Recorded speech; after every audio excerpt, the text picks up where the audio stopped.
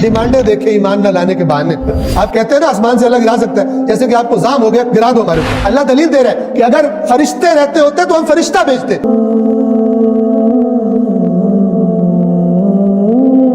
90 اور وہ کہنے لگے ہم آپ پر ایمان نہیں لاتے جب تک آپ ہمارے لیے زمین کو پھاڑ کر چشمہ جاری نہ کریں۔ 91 یا آپ کے لیے کھجوروں اور انگوروں کا ایسا باغ ہو جس کے درمیان آپ نہر جاری کر دیں۔ 92 یا آپ آسمان کو ٹکڑے ٹکڑے کر کے ہم پر گرا دیں۔ ڈیمانڈیں دیکھیں ایمان نہ لانے کے بہانے، جیسا کہ خود آپ کا زام ہے۔ طنز کرے رسول اللہ پر۔ آپ کہتے ہیں نا آسمان سے اللہ گرا سکتا ہے، جیسے کہ آپ کو زام ہو گیا گرا دو ہمارے اوپر، یا خود اللہ اور فرشتوں کو سامنے لے آئیں۔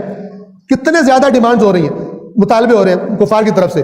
یا آپ کے لیے سونے کا ایک گھر ہو، یا آپ آسمان پر چڑھ جائیں اور ہم آپ کے چڑھنے کو بھی نہیں مانیں گے یہاں تک کہ آپ ہمارے لیے ایسی کتاب اپنے ساتھ اتار نہ لائیں جسے ہم پڑھیں۔ اے رسول کہہ دیجئے میرا رب پاک ہے، میں تو صرف پیغام پہنچانے والا بشر ہوں۔ حل کنت الا بشرا رسولا، یہ میرے اختیار میں نہیں ہے، میں تو صرف ایک بشر ہوں اور اللہ کی طرف سے وحی آتی ہے، میں تمہیں پیغام پہنچاتا ہوں۔ یہ سب کچھ اللہ تعالیٰ کے اختیار میں، یہ قرآن مجید کی واضح آیات۔ 95 کہہ دیجئے اگر زمین میں فرشتے اطمینان سے چلتے پھرتے بس رہے ہوتے تو ہم آسمان سے فرشتے کو رسول بنا کر بھیجتے۔